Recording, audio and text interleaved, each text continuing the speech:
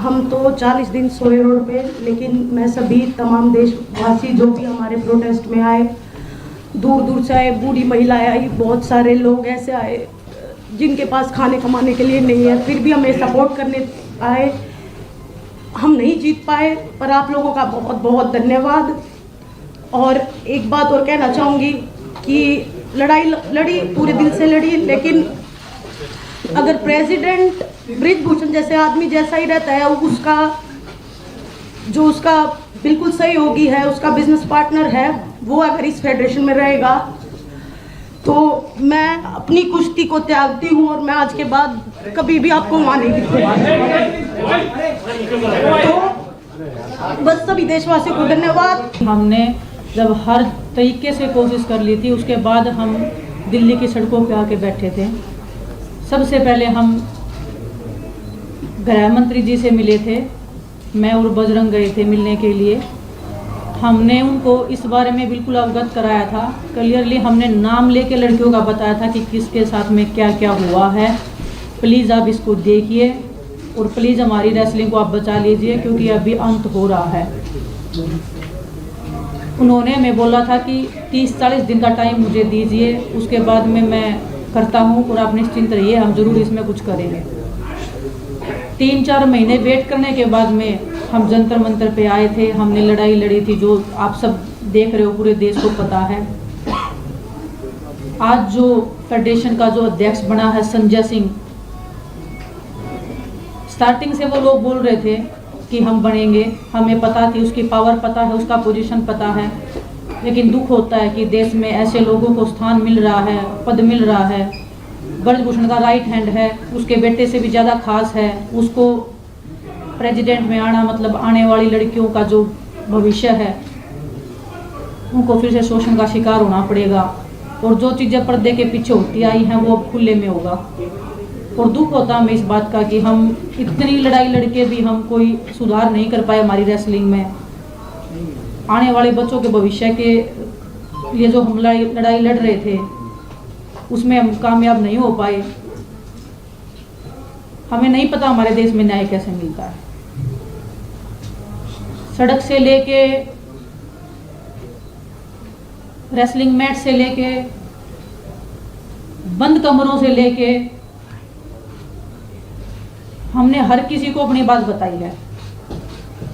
ऐसा नहीं है कि हम सीधा सड़क के ऊपर आ गए, हमने हर तरीके से कोशिश की है। जो स्पोर्ट्स मिनिस्ट्री है हमने उनको क्लियरली बताया है कि ऐसे ऐसे हो रहा है, प्लीज आप कुछ करिए। पूरे देश को पता होते हुए भी ऐसे लोग जो शोषण कर रहे हैं, महिलाओं का करते आए हैं, उनको फिर से संवैधानिक पदों पे बिठाया जा रहा है, उनको स्पोर्ट्स में जगह दी जा रही है। जो एक महिला थी, हमें उम्मीद थी कि कोई महिला आएगी, आने वाली जो बच्चियां हैं वो एक संतुष्टि फील करेंगी कि एक महिला है, और उनको भी एक हौसला मिलेगा कि हाँ कि हम अभी सेफ हैं। ना तो पहले रेसलिंग फेडरेशन में कोई भी एक लड़की थी, ना कोई भी आगे लड़की है। मैं हमारे आने वाले रेसलर से कहना चाहती हूँ कि आने वाली 2 या 4 पीढ़ियाँ तैयार रहिए शोषण के लिए। शायद आपको भी ये लड़ाई लड़नी पड़ेगी, हम जो ये लड़ाई लड़ रहे हैं। भगत सिंह जी ने जब देश के लिए फांसी लगाई थी, देश तभी आज़ाद नहीं हुआ था। काफ़ी साल लग गए थे उनको अपने देश को आज़ाद होने में भी। हम उम्मीद बहुत कम है, फिर भी हम उम्मीद कर रहे हैं कि हमें न्याय मिलेगा। मैं आपको बताऊं, सरकार से ना तो हमारी पहले लड़ाई थी, ना हमारी आज लड़ाई। हम एक व्यक्तिगत आदमी के खिलाफ लड़ रहे थे जो बच्चियों का, लड़कियों का शोषण कर रहा था, बहन बेटियों का। उसने अपनी पावर से हर तरीके से कभी उसको राजनीति मोड़ दिया, कभी जातिवाद का मोड़ दिया, कभी उसने हरियाणा यूपी का मोड़ दिया, क्योंकि उसके पास पावर है। और वो आप सब ने देख ली, हमने भी देख ली।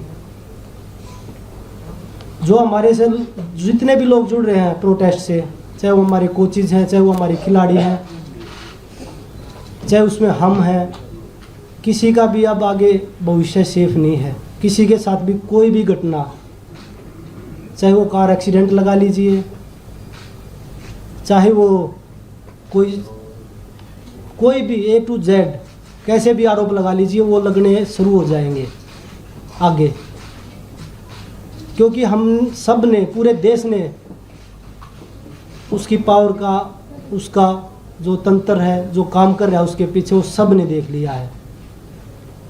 जिस तरीके से वो लोगों में अपना भ्रम फैला रहे हैं, लोगों को तोड़ने की। जब 20 लड़कियां स्टार्टिंग में आई थी, उनमें उन्होंने 6 छोड़ी, उनके भी पीछे एक एक करके सबको तोड़ने लग रहे हैं। तो इससे बुरा दौर क्या होगा देश के लिए। और मुझे नहीं पता, वो न्याय, विनेश भी बोल रही थी, साक्षी बोल रही थी, कब मिलेगा ये लड़ाई। चलो हम लड़े, हम नहीं जीत पाए, लेकिन ये लड़ाई किसी न किसी को, जो आने वाली पीढ़ी उनमें, उनको भी किसी न किसी को लड़नी पड़ेगी। विनेश ने बताया, भगत सिंह को जब फांसी हुई थी तो उसके 20-25 साल बाद हमें आज़ादी मिली थी, लेकिन पता नहीं कुश्ती से आज़ादी हमें कब मिलेगी। अब हमारी रेसलिंग का कैरियर, हमें नहीं लगता कि आगे हम रेसलिंग कर पाएंगे या नहीं कर पाएंगे।